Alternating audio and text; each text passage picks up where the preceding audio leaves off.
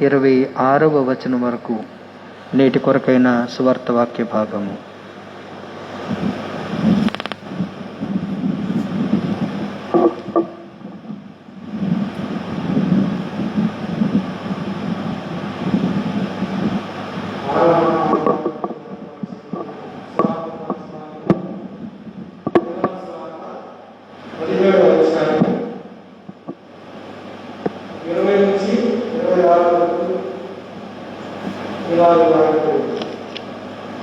మరియు నీవు నన్ను పంపితివని లోకము నమ్మునట్లు తండ్రి నా యందు నీవును నీ యందు నేనును అలాగున వారు మన యందు ఏకమై ఉండాలని వారి కొరకు మాత్రం నేను ప్రార్థించలేదు. వారి వాక్యం వలన నా యందు విశ్వాసముంచు వారందరూ ఏకమై ఉండవలెనని వారి కొరకు ప్రార్థిస్తున్నాను. మనము ఏకమై ఉండాలన్న వారు ఏకమై ఉండవలెనని నీవు నాకు అనుగ్రహించిన మహిమను నేను వారికి ఇచ్చింది.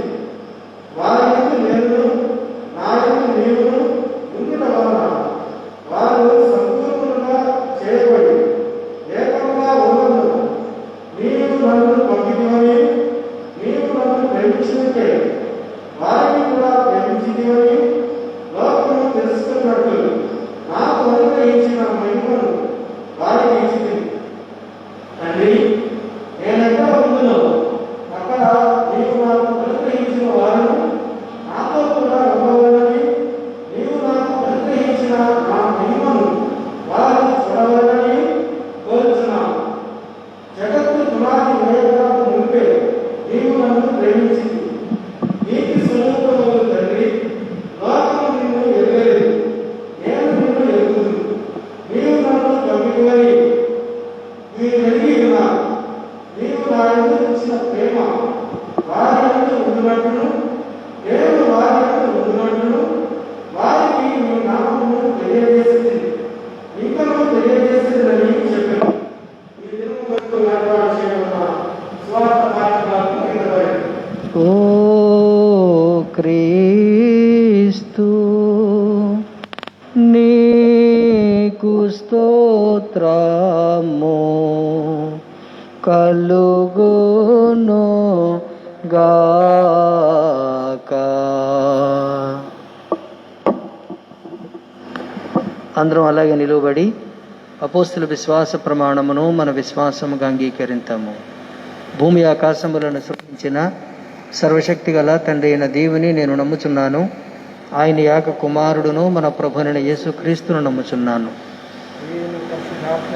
గర్భమున ధరింపబడి కని అయిన మరియకు పుట్టి పొంతి పిలాతు అధికారము క్రింద శ్రమపడి సిలువ వేయబడి చనిపోయి సమాధి చేయబడిననియు అదృశ్యలోకములోనికి దిగననియు చనిపోయిన వారిలో నుండి 3వ దినమున లేచి పరలోకమునకెక్కి సర్వశక్తి గల తండ్రియగు దేవుని కుడి చేతి వైపున కూర్చుండి ఉన్నాడనియు సజీవులకును మృతులకును తీర్పు చేయుటకు అక్కడ నుండి వచ్చుననియు నమ్ముచున్నాను. పరిశుద్ధాత్మను నమ్ముచున్నాను. పరిశుద్ధ క్రైస్తవ సంఘముకు పరిశుద్ధుల సహవాసమును పాప క్షమాపణయు శరీర పునరుత్థానమును నిత్య జీవమును ఉన్నవని నమ్ముచున్నాను. ఆమేన్. కూర్చోనండి. దైవవాక్యాన్ని ధ్యానం చేసుకుందాం. అందుకొరకు సిద్ధపడుతూ జీవితాంతము వరకు నీకే సేవ సల్పుదునంటిని అనే కీర్తన, ఆంధ్ర క్రైస్తవ కీర్తన పుస్తకంలో 442వ కీర్తన, చిన్న పుస్తకాల్లో 160వ కీర్తన, పల్లవి, మొదటి చరణం చివరి చరణం పాడుకుందాం. ఈ కీర్తన పాడుకొని దేవుని వాక్యాన్ని ధ్యానం చేసుకుందాం.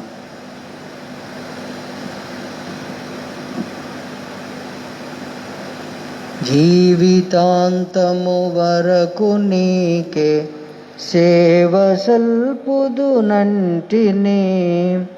నీవు నాతో నుండి ధైర్యము నడుపుము రక్షక. జీవితాంతము వరకు నీకే సేవ సల్పుదునంటిని ఎన్ని ఆటంకంబులున్నను ఎన్ని భయములు కల్గినా ఎన్ని ఆటంకంబులున్నను ఎన్ని భయములు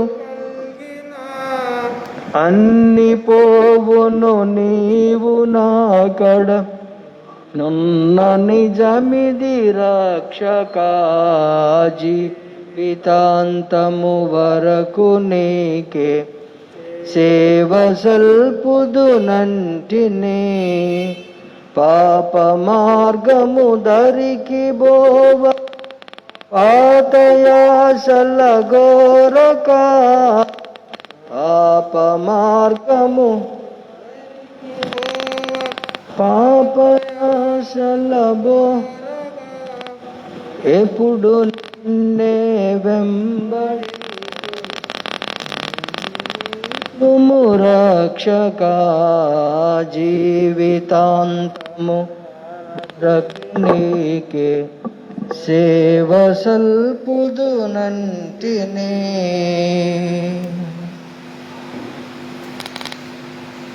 మన తండ్రి అయిన దేవుని నుండి ప్రభువైన యేసుక్రీస్తు నుండి కృపయు సమాధానములు మీకు కలుగునుగాక.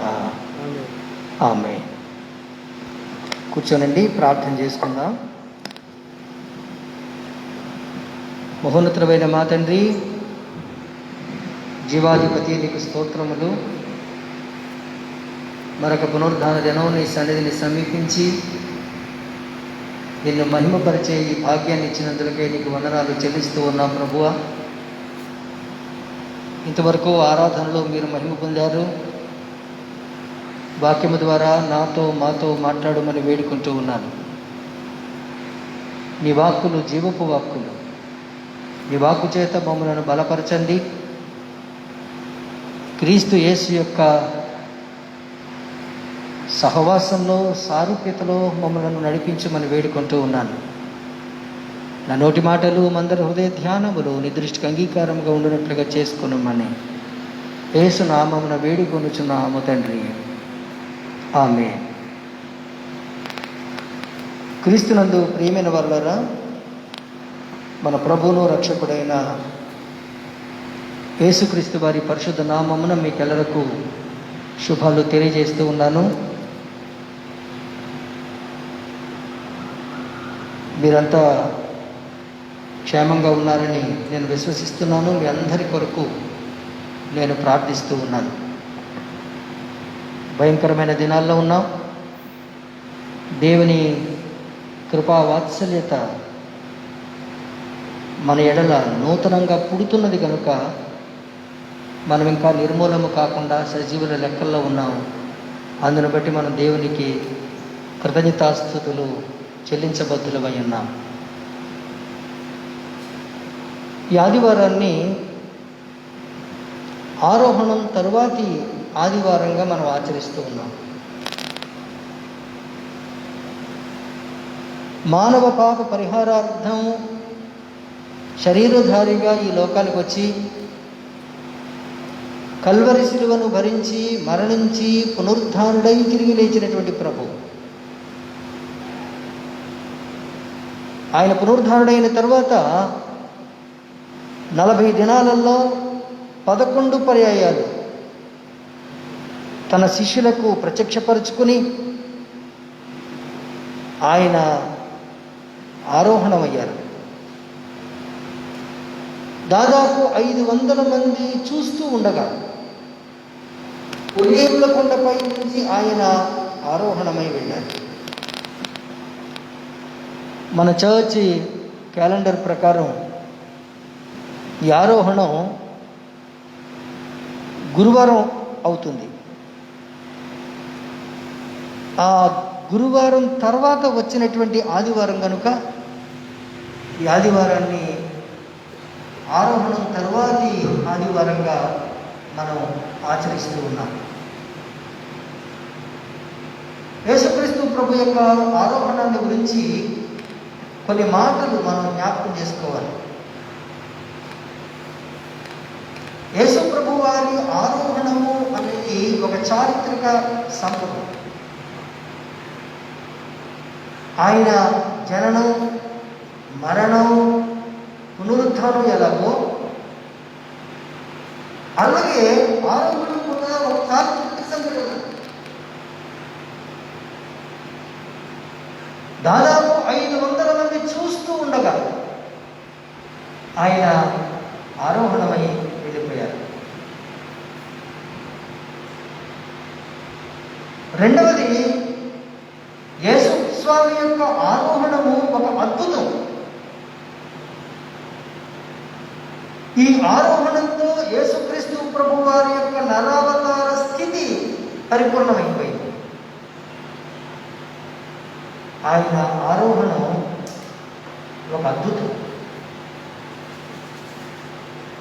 మూడవది, ఆరోహణం ఎంత అద్భుతమో ఆయన రెండవ రాకడ కూడా అంతే అద్భుతం. ఆయన ఆరోహణం ఎంత వాస్తవమో ఆయన రెండవ రాకడ కూడా అంతే వాస్తవం. పరిశుద్ధ బైబిల్ గ్రంథంలో అపోస్తల కార్యముల గ్రంథము 1వ అధ్యాయము 11వ వచనంలో దూతలు పలికినటువంటి మాట మనం గమనించాలి. అపోస్తల కార్యాలు 1వ అధ్యాయం 11వ వచనం, "వల్లే మనుషులారా, మీరెందుకు నిలిచి ఆకాశము వైపు చూచుచున్నారు? మీ వద్ద నుండి పరలోకములకు చేర్చుకొనబడిన ఈ యేసే ఏ రీతిగా పరలోకములకు వెళ్ళుట మీరు చూచితురో ఆ రీతిగానే ఆయన తిరిగి వచ్చునని వారితో చెప్పిరి."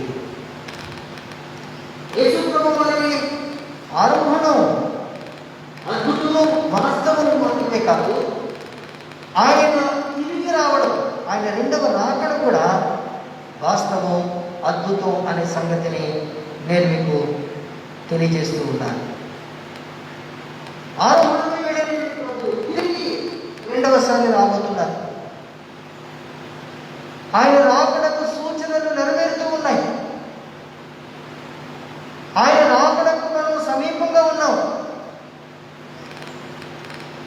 ఆయన రాకడకు సిద్ధపడుతూ ఉన్నాం. యేసు ప్రభు రాకడకు ముందు ఆయనలో ఉన్నటువంటి విశ్వాసులు, ఆయనను నమ్మినటువంటి విశ్వాసులు ఎలాంటి ఆధ్యాత్మిక స్థితిని పొందుకోవాలో నేటి పాఠాలు మనకు తెలియజేస్తూ ఉన్నాయి. చదవబడేటువంటి లేఖన భాగాల్లో ఈరోజు మనకి ఇచ్చేటువంటి ఒక అద్భుతమైన సందేశం. యేసుక్రీస్తు ప్రభువారు రెండవసారి రాబోతున్నారు. ఆరోహణమై వెళ్ళినటువంటి ప్రభు, ఆయన ఆరోహణం ఎంత వాస్తవమో ఆయన తిరిగి రావడం కూడా అంతే వాస్తవం. ఆయన రాకడ కొరకు సిద్ధపడుతున్నటువంటి విశ్వాసం ఎలాంటి ఆధ్యాత్మిక స్థితిని పొందుకోవాలి. మనం ఈ లోక ప్రయాణాన్ని కొనసాగిస్తూ ఉన్నాము. దేవుడు మనకి ఇచ్చినటువంటి గొప్ప భాగ్యం. ఈ సమయంలో మన ఆధ్యాత్మిక జీవితాలు ఎలాంటి ఆధ్యాత్మిక స్థితిని పొందుకుంటాయో, ఎలాంటి ఆధ్యాత్మిక స్థితిని పొందుకోవాలో నేటి పాఠాలు మనకు తెలియజేస్తూ ఉన్నాయి. పాత నిబంధన వాక్య భాగంలో చూస్తే చెరలో ఉన్న యూదులకు దేవుడు ఇస్తున్నటువంటి ఒక వాగ్దానం, విడుదలను గురించిన వాగ్దానం. బబులోను చెరలో ఉన్నటువంటి యూదులకు దేవుడు విడుదలను గురించినటువంటి వాగ్దానం ఇచ్చారు. నేను మిమ్మల్ని స్వదేశంలోనికి రప్పిస్తాను అని వాగ్దానం చేస్తున్నారు.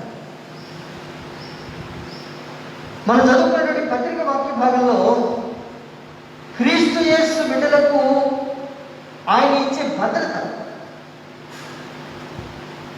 యేసుక్రీస్తునందున్న వారికి భద్రత కలుగుతుంది అని పౌలు వివరిస్తున్నారు. సువార్త వాక్య భాగంలో యేసుక్రీస్తులో లభించేటువంటి ఐక్యత, మహిమ. ప్రియమైన ఈ 3 లేఖన భాగాల్లో ఒక క్రైస్తవ విశ్వాసి ఎలాంటి ఆధ్యాత్మిక స్థితిని పొందుకోవాలో మనకు స్పష్టంగా అర్థమవుతుంది. మొదటిది, దేవుడిచ్చేటువంటి విడుదలను పొందుకోవాలి. రెండవది, ఆయన ఇచ్చే భద్రతలో కొనసాగాలి. మూడవది, ఆయన ఇచ్చేటువంటి ఐక్యతతో మన జీవితాన్ని ప్రభు రాకడ కొరకు సిద్ధం చేసుకోవాలి. ఆ వాక్య వివరణలోనికి నేను వెళ్తాను.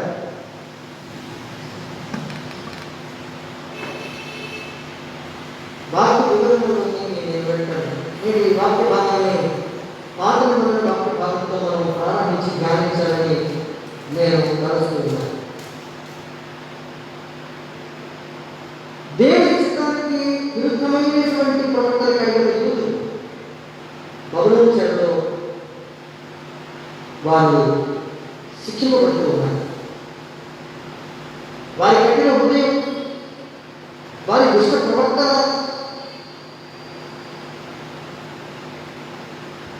వారి జీవితం, అనైతిక జీవితం వలన దేవుని నామము అన్యజనుల మధ్య దూషణ వల్ల ఎదుగుతుంది. మీరు ఆ యెహెజ్కేలు గ్రంథం 36వ అధ్యాయంలోనే 22, 23 వచనాలు కనుక గమనిస్తే ఈ రీతిగా మనం చదువుతాం.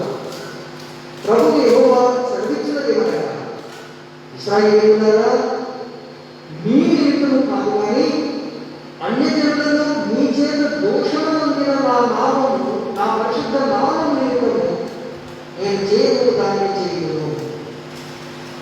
దేవుని నామము పరిశుద్ధమైనది, దేవుని నామము స్తుతించదగినది, దేవుని నామము మహిమ కలిగినటువంటిది. అలాంటి పరిశుద్ధమైన నామము అన్యజనుల మధ్య అది దూషింపబడుతుంది, నిందింపబడుతుంది. ఎంత విచారకరమో! ప్రియమైన వారులారా, ఒకవేళ నీ మాటలు, నీ క్రియలు, నీ జీవితం దేవుని నామానికి అవమానకరంగా ఉందేమో ఒక్కసారి మనం పరిశీలన చేసుకోవాలి. దేవుడు అంటున్నాడు, నా నామము అన్యజనుల ఎదుట దూషింపబడుతోంది. అన్యజనులు దేవుని నామాన్ని దూషిస్తున్నారు. మరొక ప్రక్క చెరలో ఉన్నటువంటి యూదులు దేవుడు మమ్మల్ని వదిలిపెట్టాడు అని నిందిస్తున్నారు. ఎంత విచారమో కదా! దేవుడు తన బిడ్డలు ఎప్పుడు వదిలిపెట్టాడు. నిరాశలో, దుఃఖంలో ఉన్నటువంటి యూదులకు దేవుడు ఒక వాగ్దానం ఇస్తున్నాడు. నేను నా నామమును మహిమపరచుకోవడానికి నేను ఒక కార్యం చేయబోతున్నాను. అదేమిటంటే, మిమ్మును అన్యజనులలో నుండి తోడుకొని వచ్చి ఈ దేశంలో సమకూరుస్తాను, మిమ్మల్ని రప్పిస్తాను.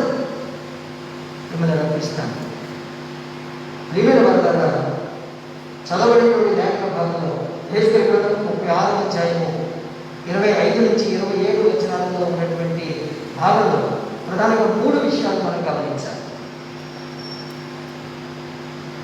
మొదటిది, దేవుడు అంటున్నాడు, నేను శుద్ధ జలము చల్లుతాను. 25వ వచనంలో ఈ మాటలు ఉన్నాయి. మీ అపవిత్రత యావత్తు పోనట్లు నేను మీ మీద శుద్ధ జలము చల్లుతును. దేవునికి వ్యతిరేకంగా ప్రవర్తించి, దేవుడు చెయ్యొద్దన్నటువంటి విగ్రహారాధనలు చేసి, అనైతికంగా ప్రవర్తించి ఇశ్రాయేలు ప్రజలు దేవుని నామానికి అవమానకరంగా నిలిచారు. వారు విడిపించబడాలి, వారు తిరిగి స్వదేశానికి రప్పించబడాలి అంటే మీ అపవిత్రత పోవాలి. కనుక నేను మీ మీద శుద్ధ జలము జల్లుతాను అని దేవుడు తెలియజేస్తూ ఉన్నారు. వారి మీద శుద్ధ జలం చల్లాలి. బబులోను చెరలో నుంచి యూదులు విడిపించబడాలి అంటే వారిలో అపవిత్రత, అవిధేయత తొలగిపోవాలి. అందుకే దేవుడు అంటున్నాడు, నేను మీ మీద శుద్ధ జలము చల్లుతాను. పాత నిబంధన కాలంలో అపవిత్రుడైనటువంటి ఒక వ్యక్తి పవిత్రపరచబడాలి అంటే వారి మీద శుద్ధ జలము ప్రోక్షింపబడాలి. సంఖ్యాకాండము 19వ అధ్యాయము 19వ అధ్యాయము 12వ వచనంలో 19వ అధ్యాయము 19వ వచనంలో 19వ అధ్యాయము 19వ వచనంలో 19వ అధ్యాయము 19వ వచనంలో 19వ అధ్యాయము 19వ వచనంలో 19వ అధ్యాయము 19వ వచనంలో 19వ అధ్యాయము 19వ వచనంలో 19వ అధ్యాయము 19వ వచనంలో 19వ 11 నుంచి 13 వచనాలు చదివితే ఈ మాటలు మనం గమనిస్తాం.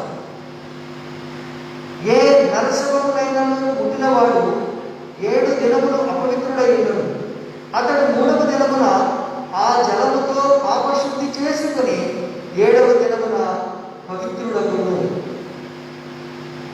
జలముతో శుద్ధి చేయబడుట ఇది పాత నిబంధనలో ఉన్నటువంటి పద్ధతి. ప్రియుల వల్ల ఈ విషయాలను మనం నేటి మనం ఆధ్యాత్మిక జీవితానికి అన్వయించుకోవాలి.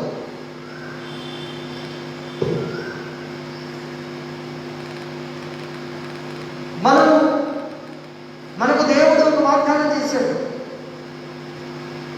నా తండ్రి ఇంటి అనేక నివాసాలు ఉన్నాయి, నేను వెళ్ళి మరలా తిరిగి వస్తాను, మిమ్మల్ని తీసుకుని వెళ్తాను. మరలా ఆ పరలోకపు మహిమను సమకూర్చడానికి దేవుడు సిద్ధంగా ఉన్నాడు. ఆ పరలోకపు మహిమను మనం సమకూర్చబడడానికి ముందు మనలో ఉన్నటువంటి అపవిత్రత అంతా పోవాలి. దేవుడు మహాపరిశుద్ధుడు, పరిశుద్ధుడైనటువంటి దేవుడు పాపాన్ని సహించాడు. కనుక మనలో ఉన్నటువంటి అపవిత్రత, పాపము తుడిచిపెట్టబడాలి.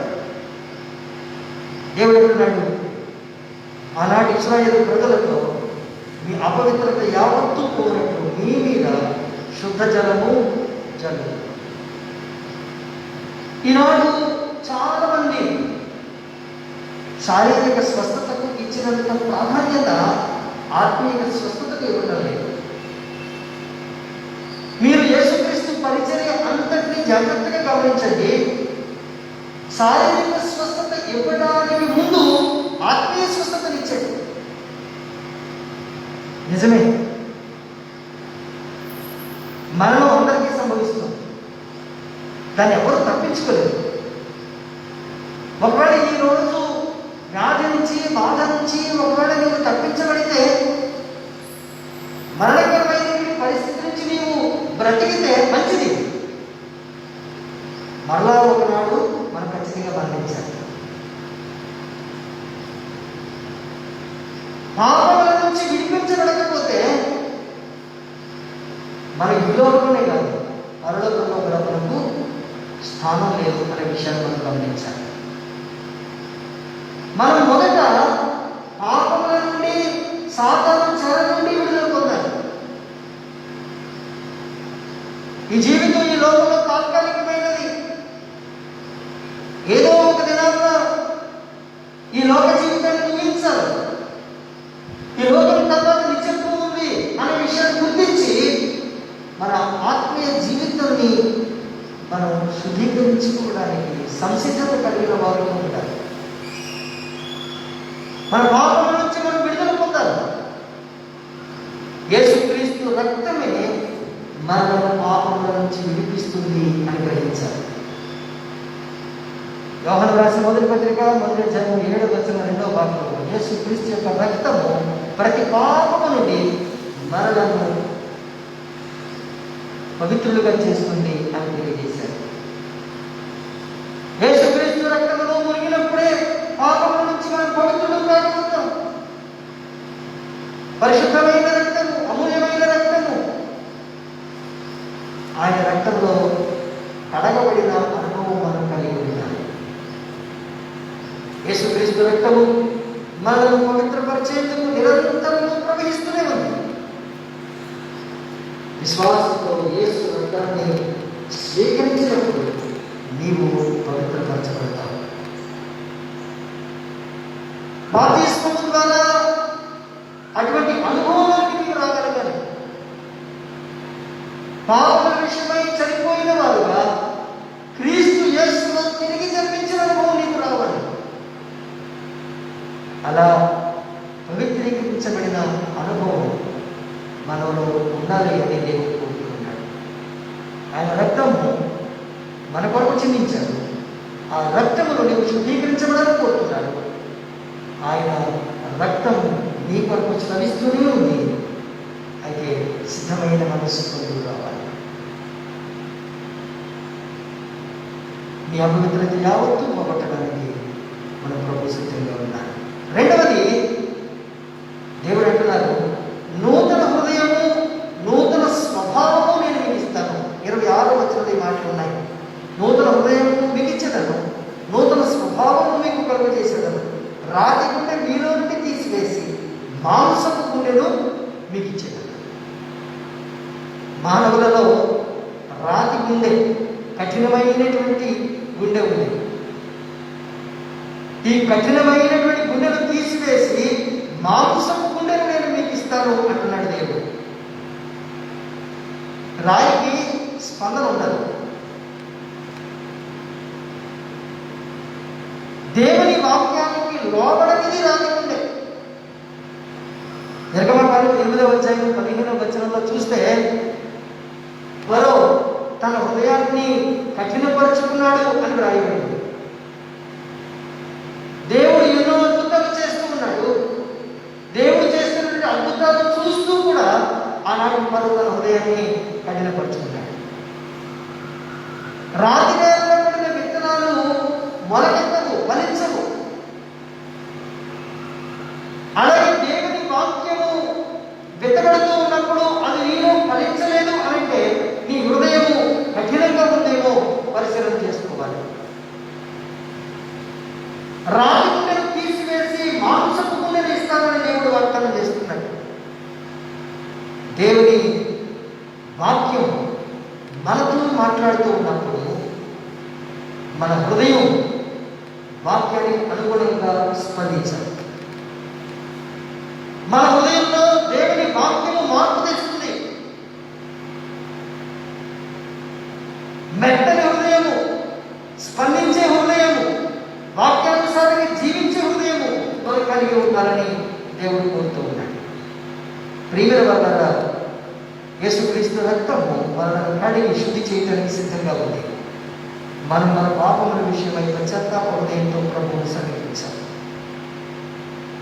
నిజమైన పశ్చాత్తాపము మన పూర్తి వ్యక్తిత్వంపై ప్రభావం చూపిస్తుంది. మన మనస్సు మారుతుంది, మన భావోద్వేగాలు మారుతాయి, మన స్వచిత్తం మారుతుంది, నూతనమైన మనస్సు వస్తుంది, నూతనమైన స్వభావం, దైవచిత్తానుసారంగా జీవించేటువంటి జీవితము మనలో ప్రారంభమవుతాయి. ఇవి మనలో కనబడాలన్నది దేవుని ఉద్దేశం. ప్రభు రాకడ కొరకు సిద్ధపడుతున్నటువంటి మనం, ఎదురు చూస్తున్నటువంటి మనం, మనలో వాక్యానికి స్పందించే హృదయం కావాలి. మనలో నూతనమైన స్వభావం, నూతనమైనటువంటి హృదయము మనలో రావాలి. నూతనమైన క్రియలు మనలో కనపడాలి. దేవుడు అంటున్నారు, మూడవదిగా నా ఆత్మను మీ యందు ఉంచుతాను. 27వ వచనం చదువుకుందాం. 27వ వచనం, ఆత్మను మీ యందు ఉంచి నా కట్టడలను అనుసరించి వారిని గాను, నా విధులను గైకొని వారిని గాను మిమ్మల్ని చేసేదను. నూతనపరచబడిన హృదయాలను దేవుడు తన ఆత్మతో నింపుతున్నాడు. దైవాత్మ చేత నింపబడిన వ్యక్తి యొక్క క్రియలు, మాటలు, జీవితము ప్రత్యేకంగాను దేవునికి మహిమకరంగానే ఉంటాయి. ఒక వ్యక్తి యొక్క జీవితాన్ని సమూలంగా నూతన పరిచేవాడు పరిశుద్ధాత్మ దేవుడు. గమనించండి, ఒక విశ్వాసి జీవితంలో ఒక వ్యక్తి తర్వాత ఒక వ్యక్తి ఎక్కినట్టుగా ఈ మూడు వ్యక్తులుగా మనం గమనిస్తాం. మన భావన విషయమై పశ్చాత్తాపడడం వల్ల మనం పవిత్రపరచబడతాం, క్రీస్తు రక్తంతో కడగబడతాం. దేవుని వాక్య మూలంగా నూతనమైన హృదయము, నూతనమైన స్వభావాన్ని సంతరించుకుంటాం. ఆత్మతో నింపబడి మన యొక్క క్రియలు, మన మాటలు, మన జీవితము దేవునికి మహిమార్థంగా మనం జీవించాలి. దేవుడు తన బిడ్డలకిచ్చే ఆధ్యాత్మిక స్థితిని మీరు గమనించాలి. తన రక్తంతో శుద్ధి చేసి నూతన హృదయం, నూతన స్వభావం ఇచ్చి ఆత్మతో నింపడానికి ఆయన సిద్ధంగా ఉన్నారు. ప్రియమైన వారులారా, ఆరోహణమై వెళ్ళినటువంటి ప్రభు తిరిగి రెండవసారి రాబోతూ ఉన్నప్పుడు ఈ మధ్యకాలంలో ఉన్నటువంటి మన జీవితాలను ఆయనకు అంకితం చేసుకుని మన జీవితాన్ని కొనసాగించాలని నేను మీకు తెలియజేస్తున్నాను. రెండవది, మనం చదువుకున్నటువంటి పత్రిక వాక్య భాగం అపోస్తలుడైన పౌలు రోమీయులకు రాసిన పత్రిక 8వ అధ్యాయము 29వ వచనం నుండి 39వ వచనం వరకు చదువుకున్నాం. యేసుక్రీస్తులో ఉన్న వారికి ఆయన భద్రతను గురించి పౌలు తెలియజేస్తున్నాడు. పౌలుకు చాలా ఇష్టమైన పదం ఇన్ ద క్రైస్ట్ అనే పదం. క్రీస్తు యేసునందు, నిజమే, క్రీస్తు యేసునందున్న వారికి ఏ శిక్షావిధి లేదు అని పౌలు తెలియజేశాడు. క్రీస్తు యేసునందున్న వారికి ఓటమి లేదు, క్రీస్తు యేసునందున్న వారికి భయం లేదు, క్రీస్తు యేసునందున్న వారికి నిరాశ లేదు, క్రీస్తు యేసునందున్న వారికి ఉపద్రవం లేదు, క్రీస్తు యేసునందున్న వారికి విరోధి లేడు, ఓటమి లేదు, ఎడబాటు లేదు. ఎంత అద్భుతమైనటువంటి మాటలు! దేవుడి బిడ్డలకు ఆయన భద్రతనిస్తాడు. దేవుని బిడ్డలకు ఆయన ఇచ్చేటువంటి భద్రత ఎంత అద్భుతమైనదో మీరు గమనించాలి. ఒక వచనాన్ని మనం చదువుకున్నాం. యూదాపత్రిక 1వ వచనం. యూదాపత్రిక 1వ వచనాన్ని నేను చదువుతున్నాను. యేసుక్రీస్తు దాసులను యాకోబు సహోదరుడు నైన యూదా తండ్రి అయిన దేవుని యందు ప్రేమింపబడి యేసుక్రీస్తునందు భద్రము చేయబడి పిలువబడిన వారికి శుభమని చెప్పి రాయబడింది. ఎవరైతే యేసుక్రీస్తునందు విశ్వాసం ఉంచి తమ పాపములను ఒప్పుకొని నూతన జన్మ అనుభవం కలిగి వాక్యము చేత తొడవబడి నూతన హృదయము నూతన స్వభావము కలిగి ఆత్మచేత నింపబడతారో వారు యేసుక్రీస్తునందు భద్రము చేయబడిన వారు అని యూదా 1వ వచనంలో చాలా స్పష్టంగా తెలియజేస్తున్నాడు. క్రైస్తవ విశ్వాసి భయపడాల్సిన అవసరం లేదు. కారణం, మనం యేసుక్రీస్తులో భద్రం చేయబడ్డాం. యేసుక్రీస్తులో నేను భద్రము చేయబడ్డాను అని నువ్వు ఎలా చెప్పగలవు? ప్రత్యేకించి ఇప్పుడున్నటువంటి క్లిష్టమైన పరిస్థితుల్లో నేను యేసుక్రీస్తులో భద్రము చేయబడ్డాను అని మీరు ఎలా చెప్పగలరు అని మీరు నన్ను ప్రశ్నించవచ్చు. అయితే పౌలు కూడా చాలా ప్రశ్నలు వేసుకున్నాడు. చాలా ప్రశ్నలు వేసుకుంటూ ఆ ప్రశ్నలకు జవాబులు తానే ఈ భాగంలో చెప్పాడు. చూడండి, రోమీయులకు రాసిన పత్రిక 8వ అధ్యాయము 29వ వచనం నుంచి 39వ వచనం వరకు ఉన్న భాగంలో ప్రధానంగా నేను కొన్ని విషయాలు మీ దృష్టికి తేవాలని తలస్తూ ఉన్నాయి. నిజమే, నేను యేసుక్రీస్తులో భద్రం చేయబడ్డాను అని ఎలా చెప్పగలను? పౌలు చెప్తున్న మాట 5 భాగాలుగా నేను వివరిస్తాను. మొదటిది, దేవుడు మనలను ముందుగా ఎరిగి ఉన్నాడు. చూడండి, 29, 30 వచనాలు నేను చదువుతున్నాను. ఎందుకనగా తన కుమారుడు అనేక సహోదరులలో జ్యేష్ఠుడైనట్లు దేవుడు ఎవరిని ముందుగా ఎరిగేనో వారు తన కుమారుడితో సారూప్యము గల వారుటకు వారిని ముందుగా నిర్ణయించెను. మరియు ఎవరిని ముందుగా నిర్ణయించెనో వారిని పిలిచెను, ఎవరిని పిలిచెనో వారిని నీతిమంతులుగా తీర్చెను, ఎవరిని నీతిమంతులుగా తీర్చెనో వారిని మహిమపరచెను. దేవుడు మనలను ముందుగా ఎరిగి ఉన్నాడు. ముందుగా ఎరిగి ఉండుట, దీనిని ప్రీ డెస్టినేషన్ అని అంటారు. ఇదొక సిద్ధాంతం. ఆ సిద్ధాంతం జోలికి నేను వెళ్ళటం లేదు, కానీ మనల్ని గూర్చి ఆయనకు సమస్తము తెలుసు అనే విషయాన్ని గుర్తిస్తే చాలు. మనల్ని గురించి ఆయనకు సమస్తము తెలుసు. ఎందుకంటే ఆయన సృష్టికర్త, సర్వజ్ఞాని, సర్వవ్యాపకుడు, సర్వశక్తివంతుడైన దేవుడు. ఆయనకు నా గురించి సమస్తము తెలుసు. ఆయన నా గురించి తెలిసినటువంటి దేవుడు నా ఎడల ఒక ఉద్దేశం కలిగి ఉన్నాడు. అదేమిటంటే యేసుక్రీస్తు యొక్క సారూప్యత గలవారిగా నీ ఉండాలి. అదే మాటను మనం గమనిస్తాం.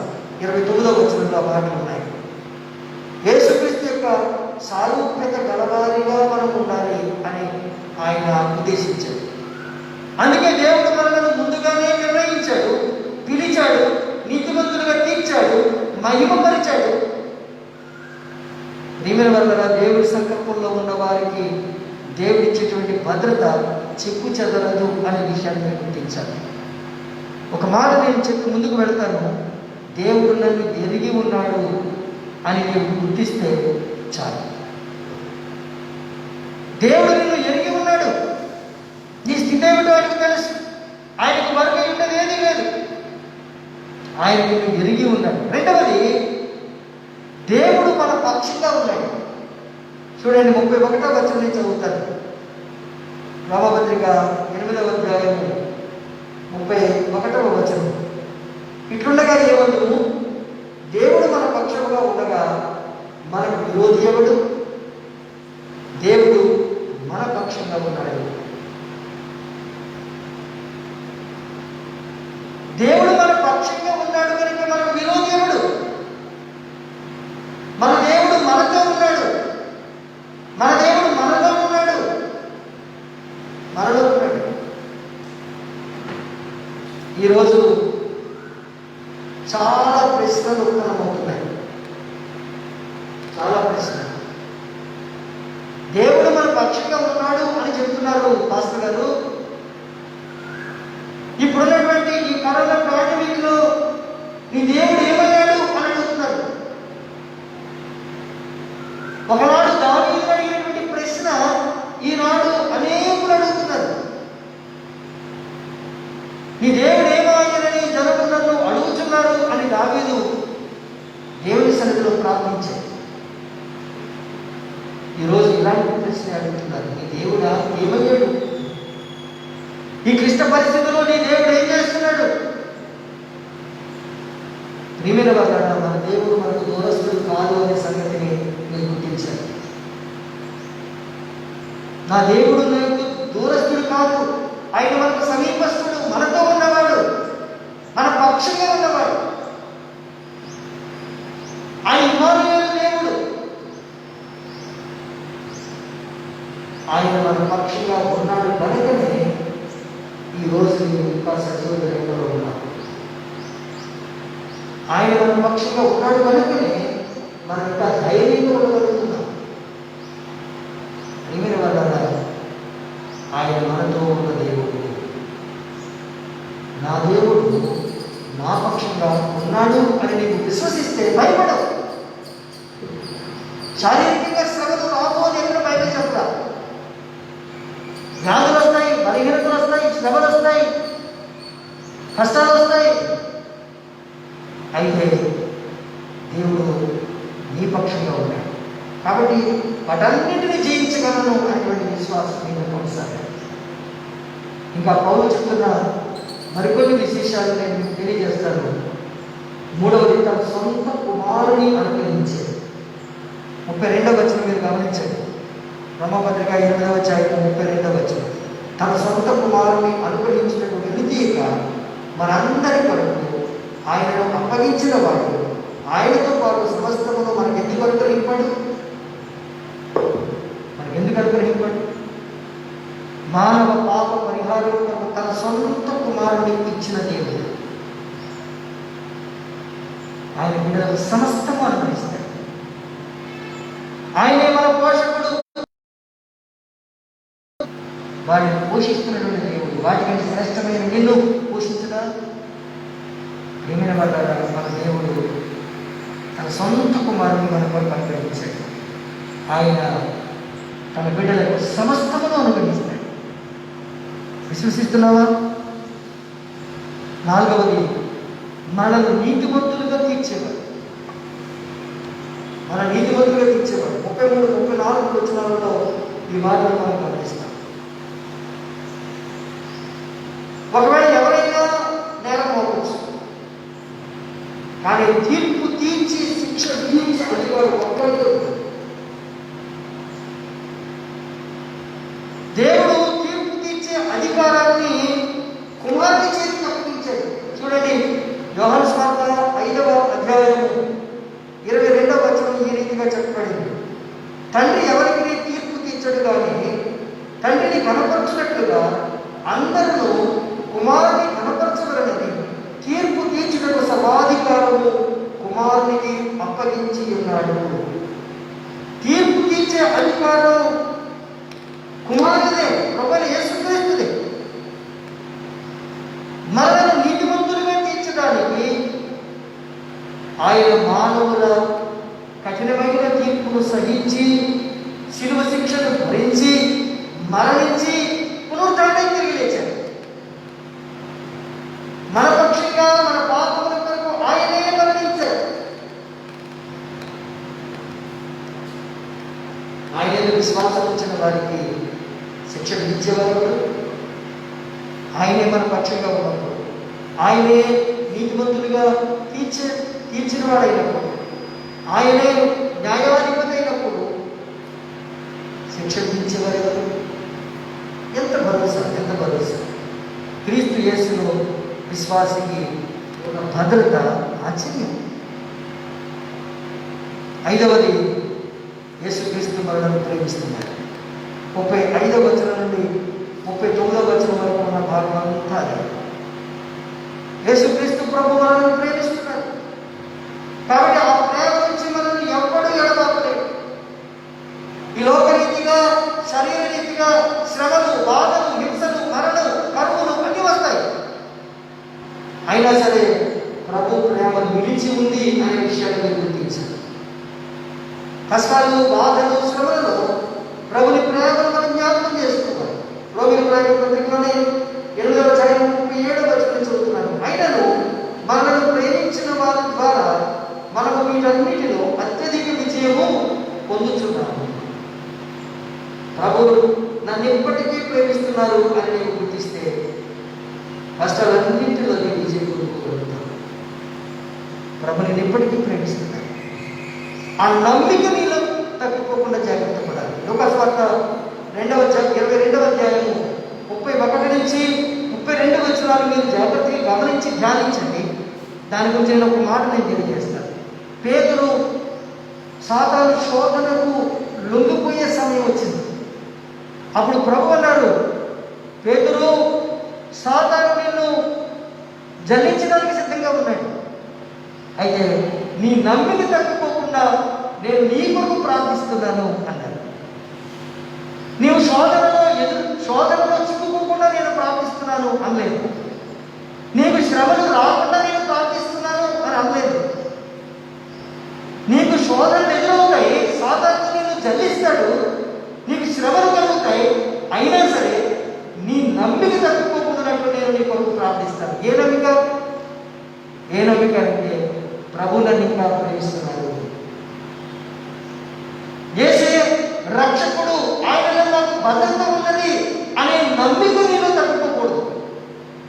ప్రియమైన వాళ్ళ నేను నిన్ను ప్రేమిస్తున్నాను అనే నమ్మికలో తప్పిపోకుండా నేను నీ కొరకు ప్రార్థిస్తున్నాను అని ప్రభు వారు సంధించారు. ఈ రోజు కూడా ప్రభు అదే మాట చెప్తున్నారు.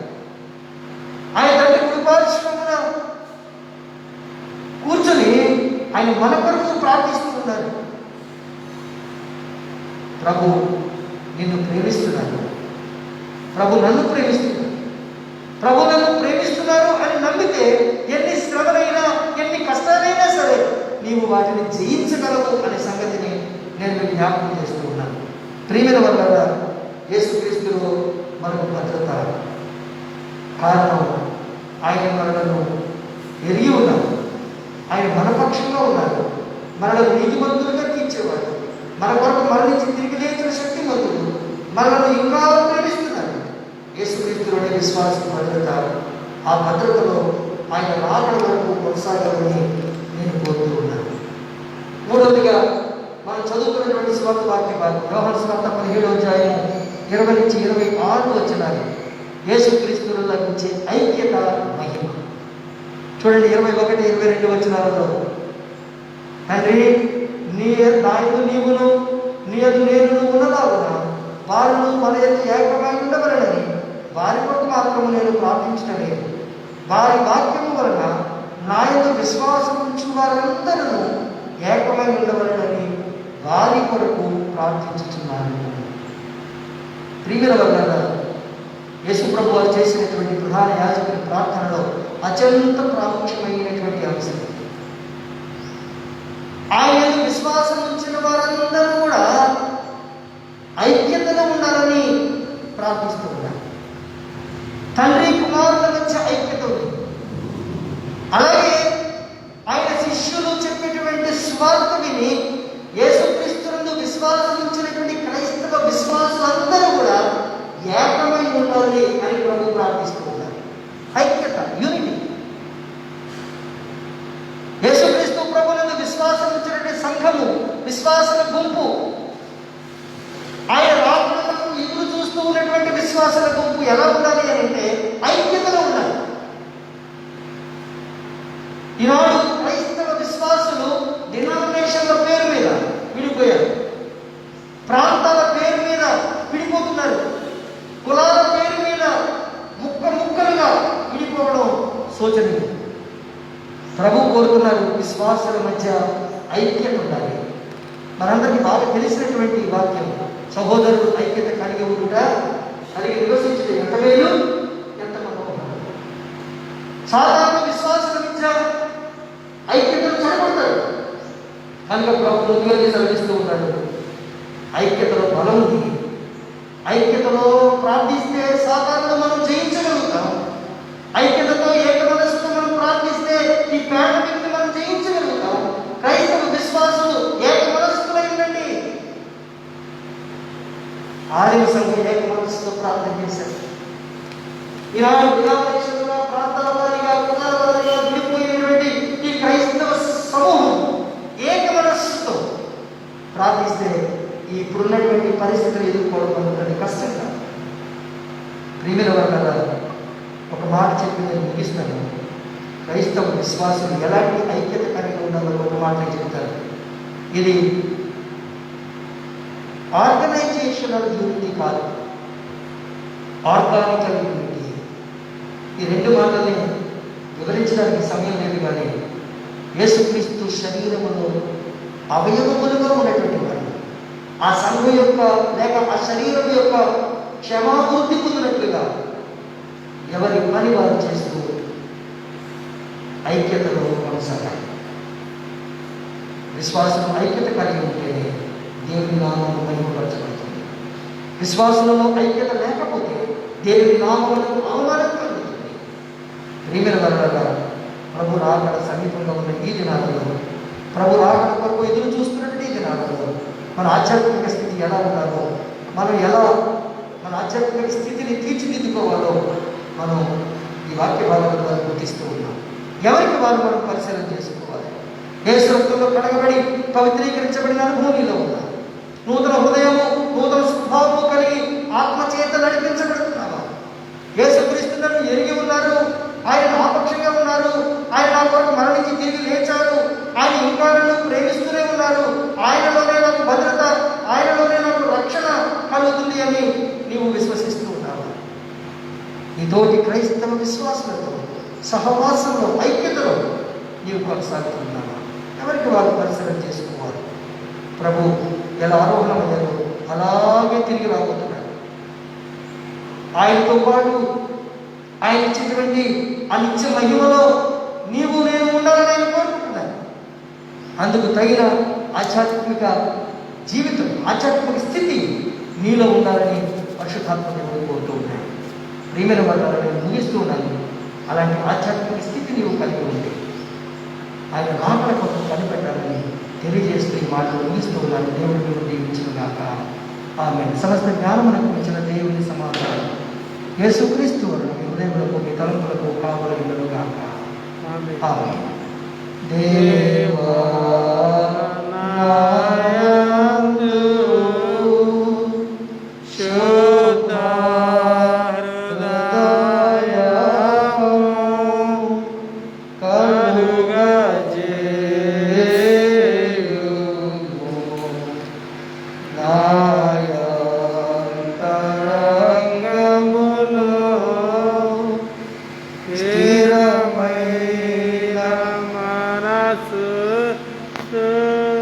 తనముగా పుట్టించుము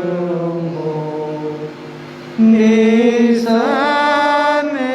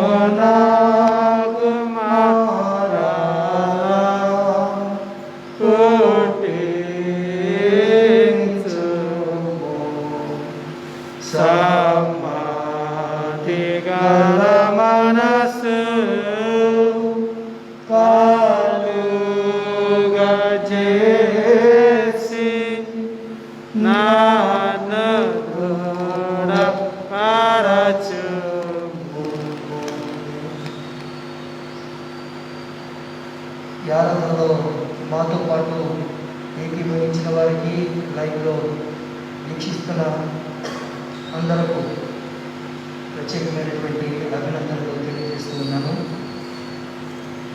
ప్రస్తుత కోవిడ్-19 సెకండ్ వేవ్ కొనసాగుతున్నటువంటి నేపథ్యంలో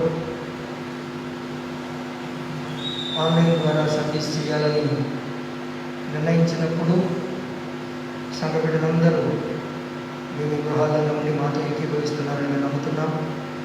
మీరంతా క్షేమంగా ఉన్నారని విశ్వసిస్తూ ఉన్నాం, మీ కొరకు ప్రార్థిస్తూ ఉన్నాం. ప్రత్యేకించి ఈ సమయంలో కొన్ని విషయాలు వివరించడానికి నేను ఇష్టపడుతూ ఉన్నాను. వచ్చే ఆదివారం ఆరాధన ఎలా జరుగుతుంది అనే విషయంపై మీకు తిరిగి వాట్సాప్ గ్రూప్ ద్వారా సమాచారం అందించబడుతుంది. కాబట్టి ఆ విషయాన్ని మీరు గుర్తించి వాట్సాప్ గ్రూప్ని ఫాలో అవ్వాలని నేను తెలియజేస్తున్నాను. చాలామంది వ్యాధిగ్రస్తులుగా ఉంటున్నారు, అనారోగ్యంగా ఉంటున్నారు. వారి కొరకు మీరు ప్రార్థించండి. కొంతమంది తమ ప్రియులను కోల్పోయిన వారు ఉన్నారు. వారి కొరకు, వారి కుటుంబ ఆదరణ కొరకు మీరు ప్రార్థించాలని నేను కోరుతున్నాను. శ్రీ వడ్రాల చంద్రన్ గారు వారు ఈ నెల 12వ తేదీన ప్రభుత్వం పొందుకుని దేవుడి సన్నిధిని చేర్చబడ్డారు. వారి కుటుంబ బాధల కొరకు ప్రార్థన చేయాలని తెలియజేస్తూ ఉన్నారు. చాలామంది దైవ సేవకులు ప్రభుత్వం పొందుకుంటున్నారు. ప్రాముఖ్యంగా సెంట్రల్ ప్రెసిడెంట్లో వైస్ బిషప్గా ఉన్నటువంటి రెవరెండ్ జకరయ్య గారు ప్రభుత్వం పొందుకున్నారు. పాస్టర్ గారి కొరకు, బిడ్డ కొరకు మీరంతా ప్రార్థించండి. ఒక్కరే కాదు, చాలామంది రోజుకు ఒకరు చొప్పున దైవ సేవకులు ఆయా సెనెట్స్లో ప్రభుత్వం పొందుకుంటున్నారు. ఇది చాలా విచారకరం, దుఃఖకరం. సేవకులు లేకపోతే ఈరోజు సంఘాలు ఆత్మీయంగా బలపరచబడడం మరి చాలా కష్టమైన విషయం. సేవకుల కొరకు మీరు కూడా ప్రార్థించాలని నేను కోరుతూ ఉన్నాను.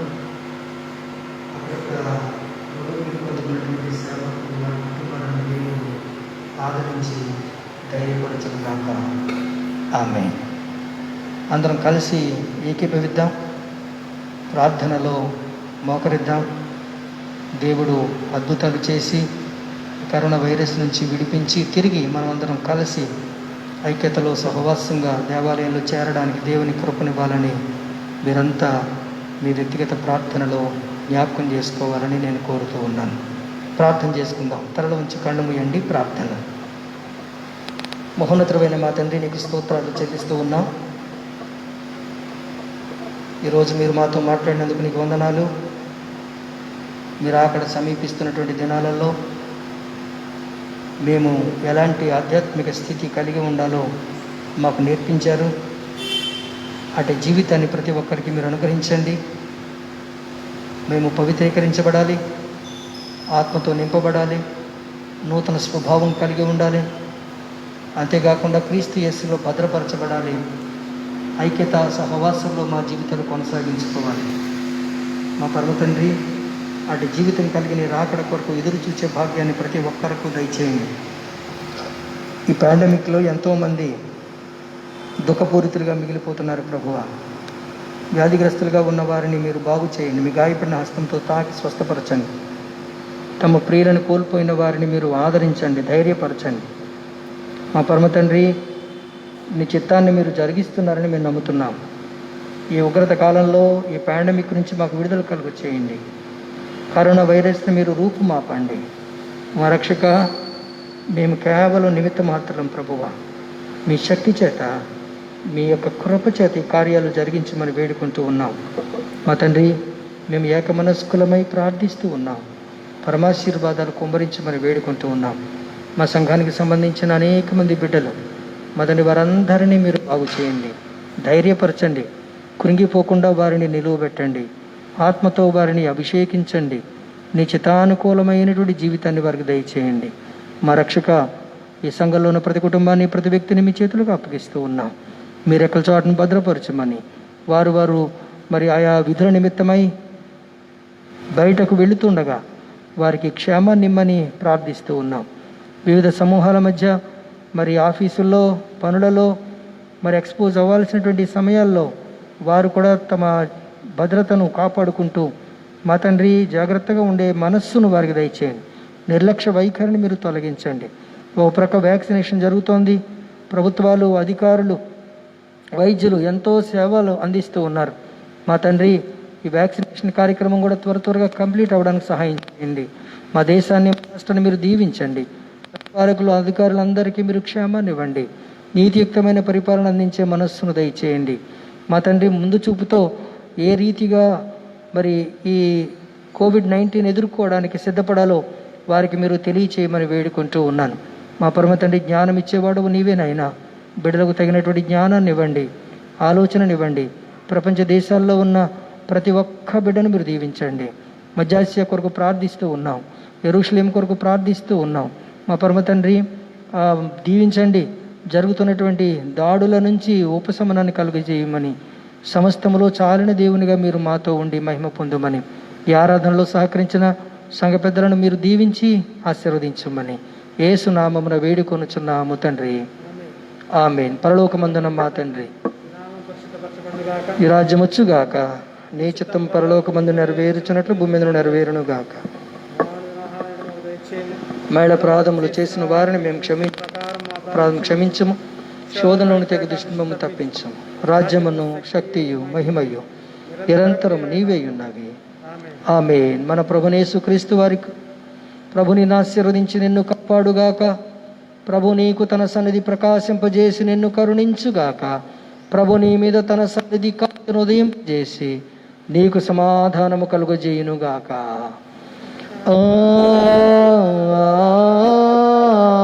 ఆమేన్, ఆమేన్,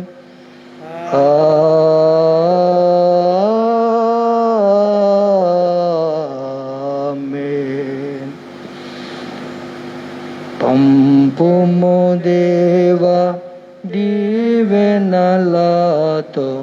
పంపుము దేవా, పంపుము దయచేత పతిత పవన నామ పెంపుగా నీ సేవ ప్రియముగా నోనరింప. పంపుము దేవా దీవెనలతో, పంపుము దేవా.